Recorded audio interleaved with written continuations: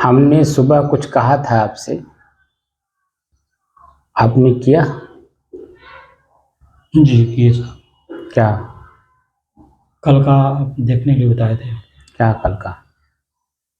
कल का वीडियो जो है हम्म, देखने के लिए आप बताए थे, उसको सुनिएगा।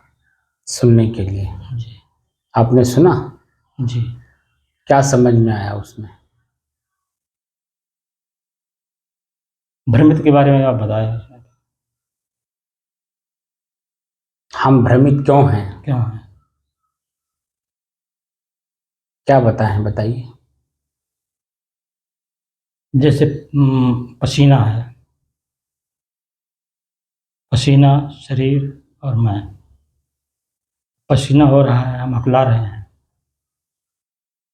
और अकुला के सोच रहे हैं कि थोड़ा सा हवा लग जाए, तो इसमें हम भ्रमित हैं। अगर हवा लग जाएगा, सूख जाएगा फिर शरीर में, फिर गर्मी प्रवेश करेगी, शरीर सूख जाएगी शरीर। यही सब भ्रम है। भोग पीरियड में कहा होता है, क्षणिक भोग के लिए आदमी करता है, लेकिन भोग से तृप्ति नहीं होती, क्षणिक तृप्ति होती है। और सब ऐसा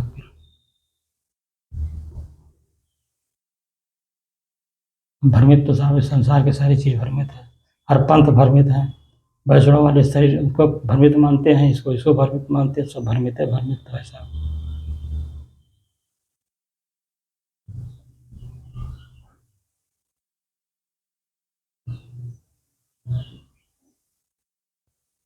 अभी तक तो हम लोग भी तो भ्रमित थे। जी, पर भ्रमित है। अब थोड़ा थोड़ा सा भ्रम कुछ धीरे धीरे मालूम हो रहा था, भ्रम थोड़ा थोड़ा मिट रहा है। ये तो जानते थे साहब, गंगा जी नहा लीजिए, कुछ करने की जरूरत नहीं, आप पवित्र हो जाएंगे। ये हाँ, यह कर लीजिए हो जाएगा, यह कर दीजिए। गंगोत्री का गंगा जल ला करके रामेश्वर में चढ़ा दीजिए, आप बिल्कुल हो जाएंगे, कुछ नहीं होगा, मतलब फिर आप पवित्र हो जाए, मोक्ष आपका हो जाएगा। तमाम तमाम भ्रांतियाँ रही साहब का, वो तो फिर और सब भ्रांतियाँ देखा गया, गया गया, कितने कितने पहाड़ को हिम दिया गया।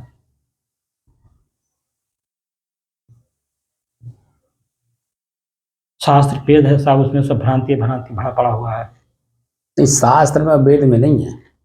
शास्त्र वेद तो एकदम साफ। वेद तो ब्रह्मा का बनाया हुआ नहीं नहीं नहीं, हाँ। वेद वर्तमान के ऋषियों का रिसर्च है।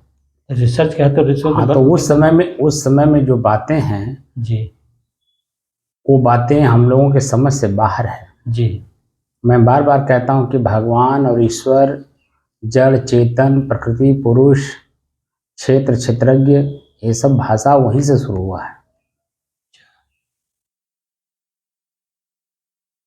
अरे हम लोग कोई हमको सीधे सीधे, क्योंकि साधक तो कोई है नहीं, जी, खाली शब्द पढ़े हुए हैं लोग, जी, जी, तो शब्द के पढ़ने मात्र से नहीं ना उसका ज्ञान होता है। जी, जैसे दिल्ली के बारे में खूब लिख दीजिए, खूब हाँ, व्याख्या कर दीजिए, और दिल्ली जाइए ही नहीं जी, जी, तो क्या समझेंगे? वो जो पढ़े रहेंगे वही नहीं जानेंगे। जी, लेकिन जब प्रत्यक्ष देखेंगे वहां जाकर के, तब क्या होगा?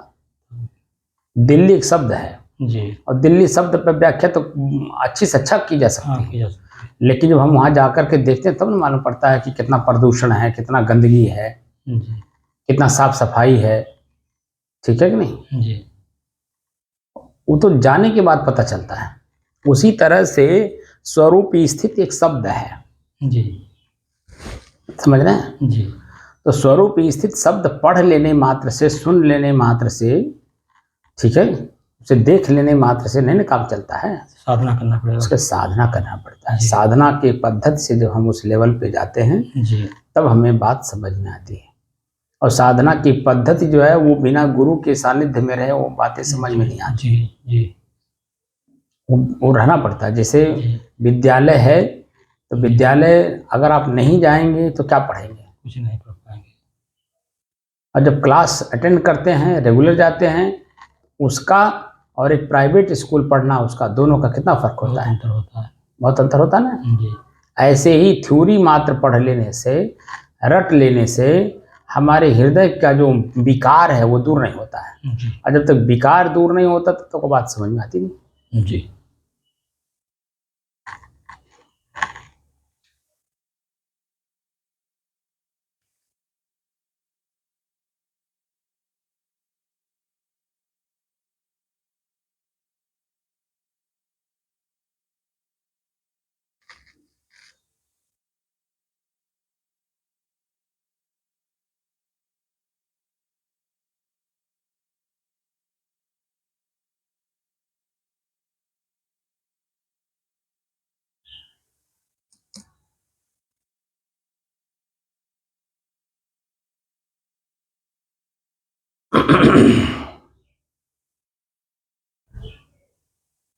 अपने ही चंचल मन को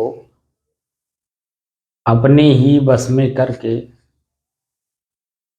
एकाग्रता, स्थिरता एवं स्वयं में शांति का अनुभव करने के बाद अब प्रसंग चल रहा है स्वयं की खोज। स्वयं मैं कौन हूं?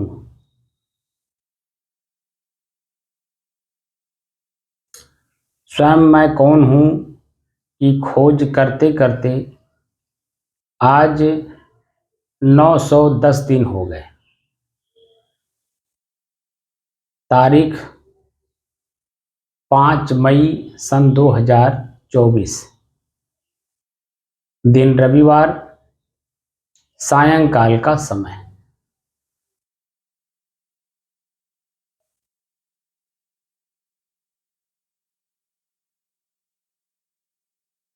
जब सुबह मैंने प्रश्न पूछा कि हम भ्रमित कहाँ कहाँ हैं, उसका सही उत्तर न देने के कारण मैंने आपसे कहा था कि आप कल का वीडियो सुन के आइएगा। आपने सुना। हमारा मन कहाँ कहाँ हमें भ्रमित करता है उसके बारे में आपने कुछ जानकारी की। कुछ मतलब थोड़ा, समझ रहे हैं? अभी हमें अपने स्वरूप में स्थित होने के जितने भी व्यवधान हैं उन सभी व्यवधानों को जानना है, देखना है, समझना है और देखने, जानने, समझने के बाद उसे पूर्ण रूप से निकाल देना है। जरा सा उसमें तिल बराबर भी कहीं कोई लाग लपेट नहीं रहना चाहिए। अगर जरा सा भी अगर कहीं सूत बराबर, तिल तो बड़ा होता है फिर भी सूत बराबर भी कहीं अगर कमजोरी रह जाएगी तो स्व में स्थित या फिट नहीं बैठेगा। समझ रहे हैं? जी। क्या समझ रहे हैं? अगर बहुत अगर गूढ़, कमी रहेगी कुछ, हाँ, श्वास में मतलब एडजस्ट नहीं हो पाएगा। जैसे आप कोई सामान फिट करते हैं किसी चीज में, जी जी। तो जरा सा भी सूत बराबर भी कहीं देखिए हाँ। मोटा पतला कुछ रहता है तो वो उसमें जी। बैठता नहीं है। जी जरा सा भी जी। तो उसको खराद करके उसको ठीक करना पड़ता है उसको जी। बैठाने के लिए। जी स्व को स्व में स्थित करने का मतलब सदैव के लिए हमें जन्म और मरण से छुटकारा पाना है। जी। तो जन्म क्यों होता है? वासना के कारण। वासना क्या है? इच्छा और कल्पना। हम अनेकों प्रकार की इच्छाएं भीतर करके हम स्वयं अपने आप में दुखी होने का साधन जुटा रखे हैं। हम खुद जुटाए हैं, कोई दूसरा ने हमें नहीं जुटाया है। जी सही है सर, बिल्कुल सही। चाह चाह करके, इच्छा करके और फिर कल्पना करके।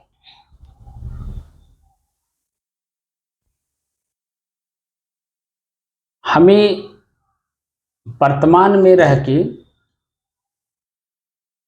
चाहना, कामना, वासना, इच्छा, कल्पना सब का परित्याग करना है और स्व को स्व में स्थित करना है।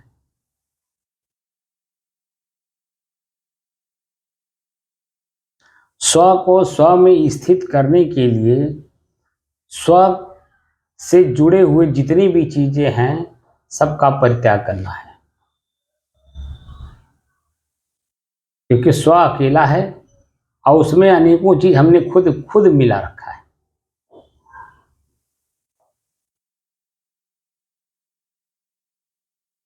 इसीलिए उसका बिना परित्याग किए स्व में स्व स्थित नहीं होगा। अब देखिए कल शाम वाली बात में, ऊपर बच्चे बाहर पहले खेल रहे थे, तो बच्चे हैं तो खेलेंगे ही, उनका उम्र भी खेलने का है और गलती करके सीखते भी हैं, जैसे हम लोग भी गलती करके सीखे। कभी हम लोग भी तो बच्चे थे कि नहीं थे जी। तो अपने स्वयं गलती करके और स्वयं सीखा जाता है। अब वो तो बच्चे हैं, उनका काम है बचपना करना, लेकिन प्रश्न ये कि हम करने क्या बैठे हैं, साधना करने। तो हमारी साधना है क्या? अपने ही इंद्रियों को अपने ही बस में करना है। तो कान हमारा इंद्रिय है कि नहीं, बोलिए जी।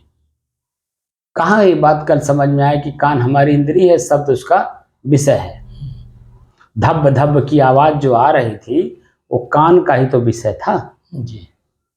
बोलिए जी। और कान अपने विषय में देखिए परिपक्व था, आपको उठा करके पार कर दिया। और जितने देर आप बैठे रहे होंगे बच्चों पे गुस्सा कर रहे होंगे, और जब बाहर निकले भी होंगे तो अपना गुस्सा जाहिर भी किए होंगे। तो आप बता दीजिए साधना किस बात की?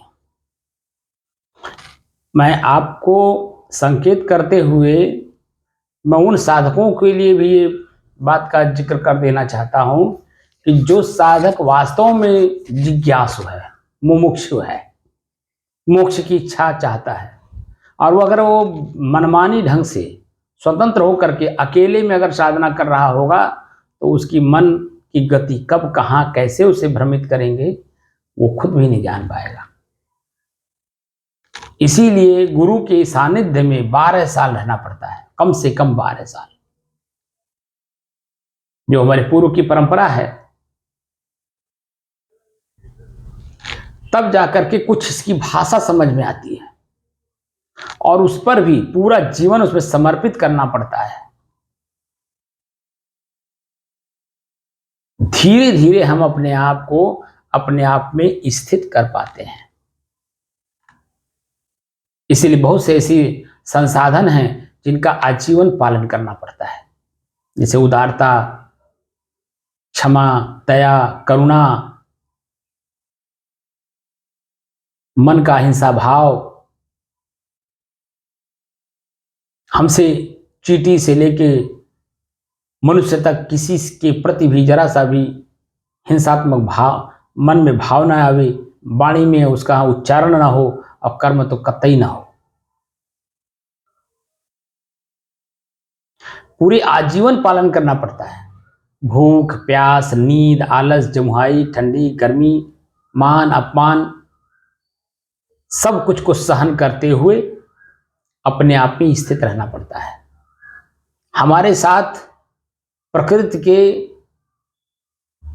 अलावा मनुष्य भी, पशु भी, पक्षी भी, कृमि भी, कीटादि भी, कोई भी व्यक्ति हमारे साथ दुर्व्यवहार कर सकता है, लेकिन जो साधक है उसका कर्तव्य बनता है कि वो किसी के साथ दुर्व्यवहार नहीं करे, बल्कि सबके साथ सद्व्यवहार करे। इसलिए क्योंकि उसे अपने आप को अपने आप पे फिट करना है, यानी स्थित करना है। तो जब आप दुर्व्यवहार करेंगे इसका मतलब मन आपका जागृत हो गया। ईर्ष्या में, जलन में, प्रसन्नताप में, निंदा में, चुगली में, कष्ट में, पीड़ा में, तमाम चीजें लेकर के आपके साथ जुड़ा हुआ है। ये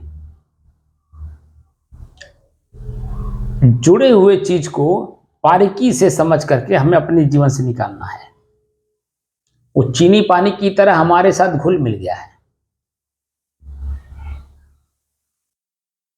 उसी को हमें निकालना है। कैसे निकालेंगे? जब जानेंगे तभी तो निकालेंगे। और जो साधक, मैंने बहुत साधकों को देखा है जो साधना की पद्धति थोड़ी बहुत जान ली और खुद लगे साधना करने, और अंत में उनका अपना ही मन उन्हें ऐसी जगह ले जाकर के जकड़ देता है जहां से उठ पाना मुश्किल हो जाता है। किसी किसी को हमने पागल होते हुए भी देखा है।